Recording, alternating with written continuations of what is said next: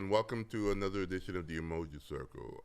My name is Keith Smokey Johnson, and along with my co-host and Rafiki, brother Derek Williams, we'd like to welcome you to another, enlightened discussion that we tend to have. For those of you who are new to the show, the purpose of the Emoji Circle is to correct errors where errors are found and to introduce facts where we find that so many people are working on fiction when it comes to who we are as people of African descent. There's so many misinterpretations and just downright lies about the kind of people that we come from. And in honor of our ancestors, we make it a purposeful to get the facts straight about who we are. All right. This miseducation, as Carter G. Woodson would put it, miseducation of the Negroes, is still in effect to this day. And we try to clear that with these, I hope, insightful discussions. This is part 4 of a 4-part series that we've been doing the last 2 months on this show, discussing about black economics. Now, this topic could take a year or two, 8 hours a day, at least 7 days a week, and we try to do things in 4 half-hour segments. But the purpose of our show is not to totally give a class, but to whet the appetite so that you can do your own research. You know, we don't want you to believe us. We want you to do your own research and see the truth of your own experience about what we say. I don't want you to believe everything I say. I want you to check it out, the facts that we bring forth in our discussion. Brother Derek? Well, no, I think that's good advice. And of course, I think it's very important for our people to begin to inquire into the cause and effect of so much of our behavior. When we allow others to explain what is occurring, then we subject ourselves to tremendous error, especially when you recognize that many of the people who give explanation have poor intentions in explaining the causation. And so I think, as you said, it's very important for us to begin to motivate ourselves to inquire into our past and to look at some of the causation without allowing other people who have very little to interest in us knowing the truth. So I think your advice to the viewing audience is extremely important, that we begin to inquire into our past and the causation for so much of the behavior that we see today. As we've been doing the last 4 weeks, we're basing our conversation, our discussion, based on a book by a great scholar that we both read and studied, Dr. Claude Anderson. We have an image of the brother up there. He is the head of the Harvest Institute, which is a think tank, and he's also the head of the Powernomics Corporation. I think he's CEO now, and Powernomics is based on this book. What a very powerful book that we try to introduce reading material that we've done ourselves. We both have a copy of this book. I have my copy, and Brother Williams has his copy. And one of the things that we left off on the end of the last segment, segment number 3, was the fact that there is a myth that is a very harmful myth that still perpetuates the black community even into the 21st century. When I talk to young people, you know, millennials and going forward, you know, we are baby boomers, so we got a chance to see live in a world prior to the '64 civil rights movement. There was a lot of changes that happened after 1964 when the Civil Rights Act was put into law, but whether or not it's for the good or the bad for the black community, that's some of the questions that we are bringing up. There is this mythology, like I said, that the inner city communities because of their low average incomes, make them unprofitable localities for any kind of retail, and and any other kind of investments. That's somehow what people believe. And even though this mint seems to be ignored by other ethnic groups who come into our community and do pretty well in the retail, all this, Dr. Claude Adams talked about this inappropriate behavior that would develop that came out of enslavement. Okay, that was so much trying to get into to white society that we forget to concentrate our wealth. But it wasn't something that we did because of our inability to do that. We had all the same types of drive, and in fact, we were running the system in a sense for over 246 years before 1865. We understood and we saw how master lived, So we understood, but we weren't getting any of the profits or any of the economic compensation for our labor. We understood how to work, but there's a mythology that black people were lazy. I never seen an enslaved person that was lazy in my life historically. Well, it's an interesting, when we talk about blacks being lazy, there was no group of people that worked harder Thank you. than black people in this country. And to work and to go uncompensated, it's amazing that you can get up the next morning and continue to do the same thing that you did the day before without any reward. From can't see to can't see, as the saying goes. Absolutely. But even so, even though we were not, in 1865 when the 13th Amendment was established, there was this myth that perpetuating to this day that somehow we were free. Yeah. But in many of our earlier discussions, we talked about a capitalist system. And a capitalist system is about ownership. Absolutely. You got to own the resources, you own the land, you own the tools, and you have other people work for your benefit. Yes. That's the definition of a capitalist. But if you don't own anything, when we were freed in 1865, supposedly by law, we were economically not compensated. And then what? Just go forth young sons and daughters, and how could you, as Dr. Clark talked about, we were put in the worst position of a Monopoly game. And for those of you who don't know the game Monopoly, familiar with it, what happens is it's an economic type of strategy game.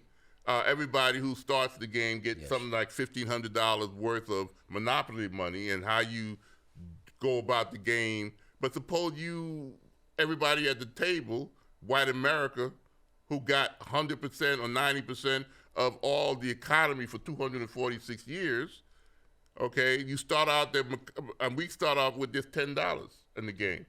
How could you compete when the game was rigged? Yes. Where everybody owned everything. The dominant group that once owned you legally also owned most of the wealth.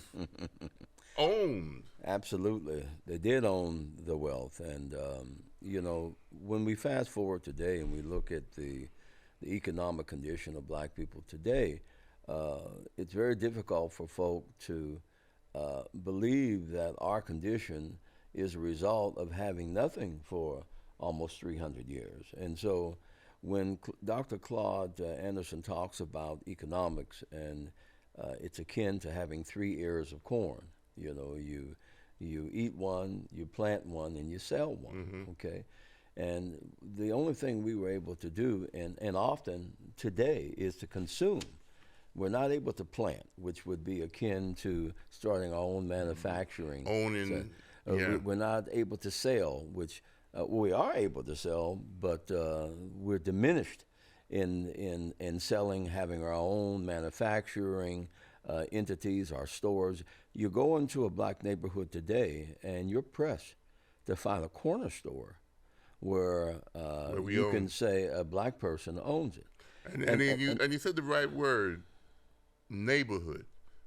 Dr. Claude Anderson talked about the difference between a neighborhood and a community, because he said that if you own a business, if you don't have a market, then your chance of surviving in that business when your market supposedly, we spend what, we are consumers, like you said, and we spend $1.3 trillion according to Forbes every year annually in the 21st century. 1.3 trillion. That's a lot of money.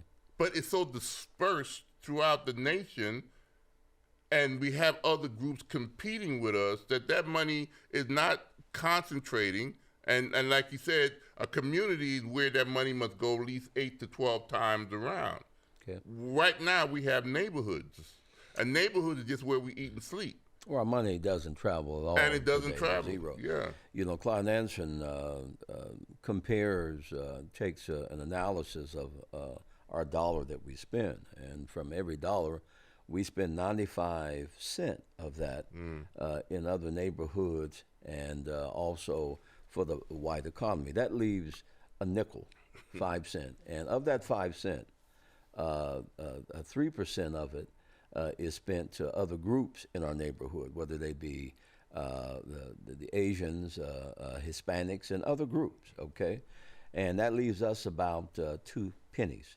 And it's very difficult to maintain a community or to call yourself a community when out of that dollar you only have 2 cents for the infrastructure to maintain it. So basically other groups are spending 195% in terms of their wealth and their income. And we're left with the so you're saying 2 cents. the 100% they generate as a community to consume, but the 95% that we send to them, because we don't have it in our community, We're left with a nickel. We go out to their community and they benefit from our spending. Absolutely. So when you look at other communities and you say how lavish some of these communities are, often people wonder, how can they afford to do that? Because they're living off of 2 incomes. Exactly. They're living off of their income and they're living off of our income. We're sending that $1.3 trillion to them. Absolutely. And many of you might be scratching and saying, well, how come we ain't doing that? No, I know there's a mythology about somehow black people don't have these things, or why we don't have these things. We had those things. The same forces that kept us in bondage. Again, capitalism is a competition. Racism is a competition. And the same group that kept us in bondage for 246 years, from 1619 to 1865 by law, and then another 100 years of Jim Crow, which was another form of enslavement, were in competition with the same. We were the workers. Yes, that's right. And then when the South lost the war, Civil War, then the land, they didn't need those enslaved people. Land became important. Yes. And they had to compete for the land. Yes. So they passed laws that benefited them. That's right. Okay? That's right. And it did not benefit us. We were non-compensated. And we were supposed to start that monopoly game when everybody got $1,500 from generational wealth that were passed down from the 1600s to the 1700s to the 1800s. That's generational wealth. That's what right. was passed down to enslaved people during that generational? Nil, nothing. Zero. And we must recognize that when we look at group economics today, we must recognize that 87% of everything is already in place In white community. for the new baby that's born. Yeah. Okay. Yeah. The only thing that's passed on, essentially, we're very fortunate if our parents had a home or a house, because our income would be tied up into that. But as far as cars and clothes and those things, we literally don't have anything to pass on. And when we talk about group economics, and of course, it's the whole purpose of Dr. Claude Anderson's works, he is telling us that we have to collectively bring our resources together. Aggregate, yes. Even though it's hundreds of years behind, it's better to start anew by recognizing the attributes that we have and to begin pulling and developing those economic entities of planting our own corn, so to speak, and selling our own corn, which is retail stores, which is getting into our own manufacturing. And the sad thing is we still talking about that to this day, but we had those things even with the obstacles placed in front of us after the Civil War. I got some images that I want to show you of what we're talking about when we talk about aggregate communities. Black people own stores. Yes, yes. Okay? Look at this brother in front of his stores. Yes, yes. And the next one, you can see a black bank. Okay. The next one, you have people, this is Forbes in 1920 talking about this sister here who owned a black bank. We had black grocery stores. What happened to these places? Integration. Look at that. Now, that is what we call a community. All those buildings are owned by black people.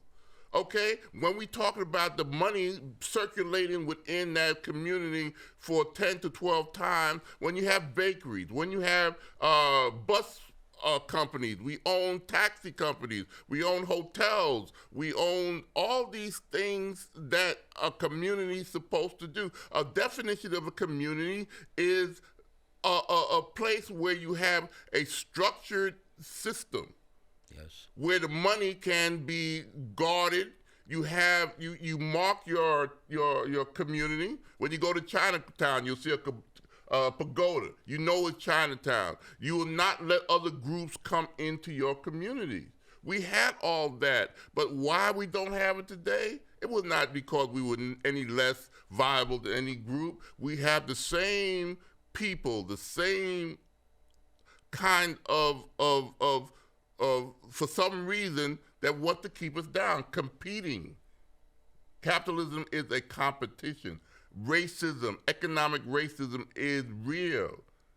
When the end of the Civil War came in the 1870s, the same white dominant group, in fact, in 1860 when the census was done, they found that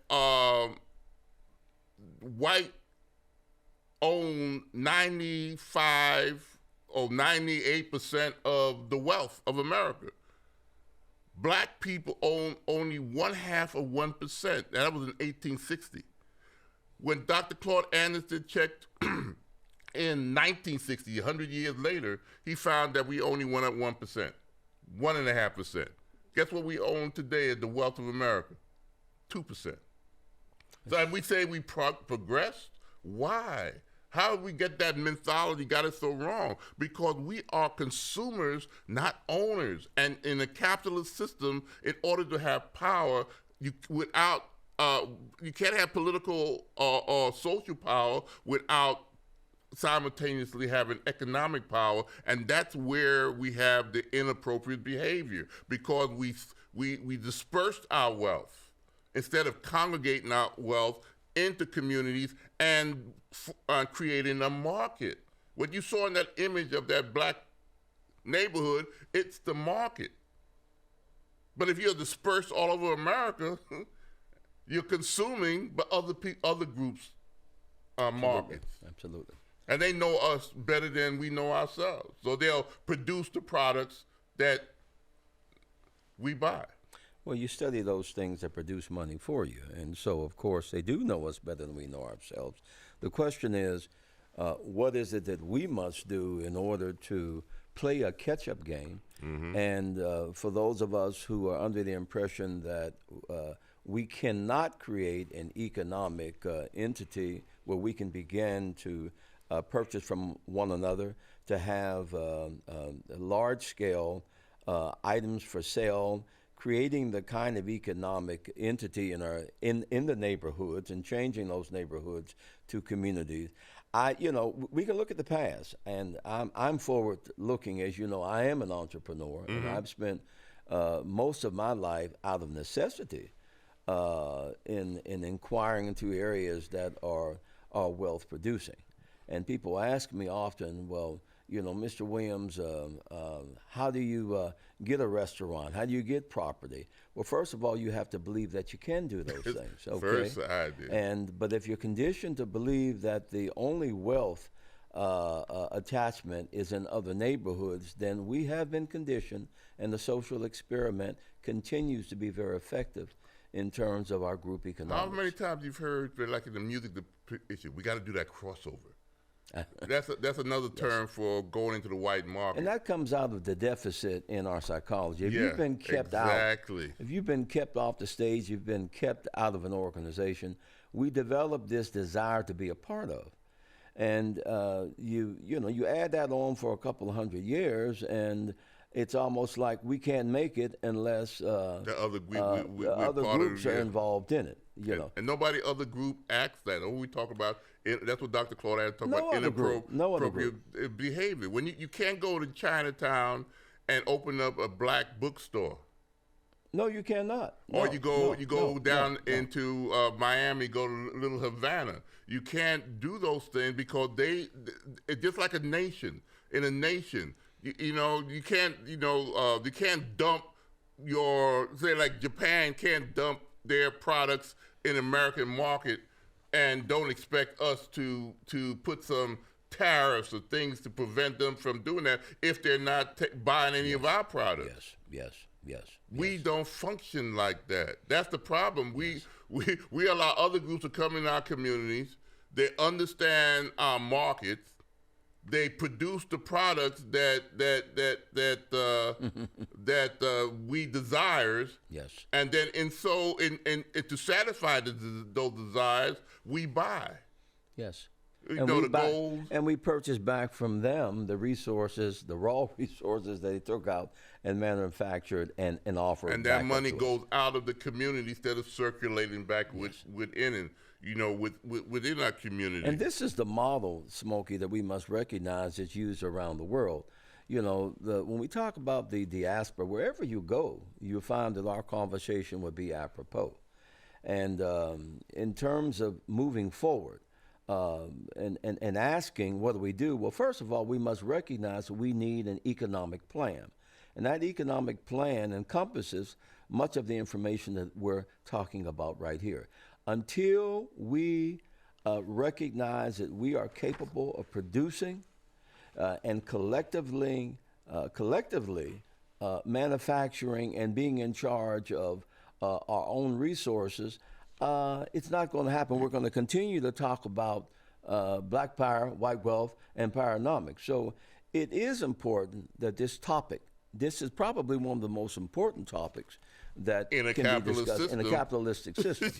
you can't. How do we get back on track? Okay. But anyway, I just wanted to make that point in terms of from a contemporary standpoint. Yeah, but that is true. Another great scholar that we both read was Dr. Amos Wilson. Oh, yes. And he said he's a psychologist. He's now an ancestor. But we try to recognize their voices. Again, we honor our ancestors by recognizing their voices. Mm-hmm. He said that as human beings, we tend to look at personality only in a psychological concept. Mm-hmm. But he said it also could be a economic concept. Therefore, if you look at personality as an organized system of desires, wishes, values, needs, motives, and hopes, then when the individual seeks to satisfy those things, they consume things. So when consuming things to satisfy our personal needs, although these things are sold by the same people who created those needs in the first place, which is another group, we will then go to that group and spend that money. So that money is going out to satisfy these psychological needs that we have. Wow.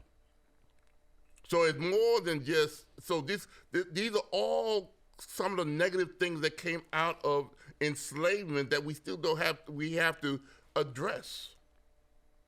We have to address some of these inappropriate behaviors where we want to integrate, Yes. what everybody else is congregating. I think that's a very essential point that you bring to the discussion, Smokey. What about that study you were talking about? And I just if I can real quickly summarize it, because I think it speaks to not only the inappropriateness of our behavior, but it speaks to the barrier that we have to overcome. The Evans and Giles study revealed significant findings that have an impact on group power for blacks.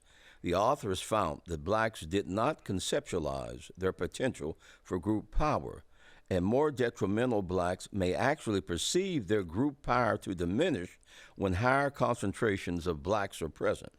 The perception of racial concentration and power are exactly the opposite of whites. Whites establish barriers, legal or otherwise, to ensure their superiority in numbers and power. Concentration. Blacks believe that something may be wrong when large numbers of them come together without the presence of whites can probably be traced to the conditioning process of slavery, which taught blacks to see themselves through the eyes of a white person, thus reversing years of self-depreciating thinking, low self-esteem, and slave conditioning. And organizing to achieve group power goals will require careful strategic planning. Blacks must organize around new principles and purposes in order to confront the political and economic realities facing us today. Now, this study was done when? And this was in one of Dr. Claude Anderson's books. Yes. This was done in the 80s, around 1986, okay? And I think it's a very important study because it makes a powerful point that something is amiss if we see ourselves in diminishment when we come together.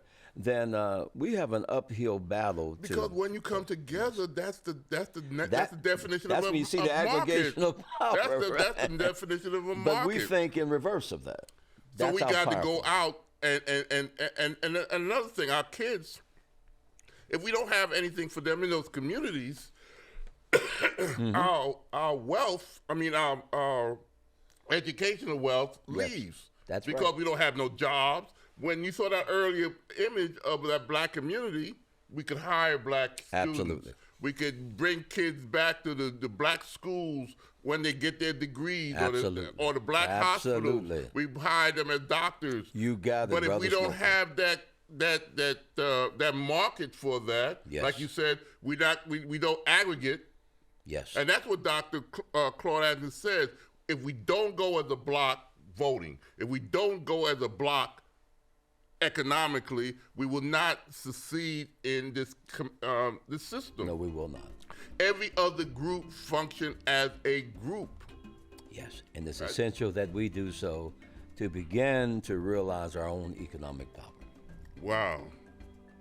And if you allow another group, but then gotta go. So until next time, in honor of our ancestors. I will peace. continue. Yeah. Hotel.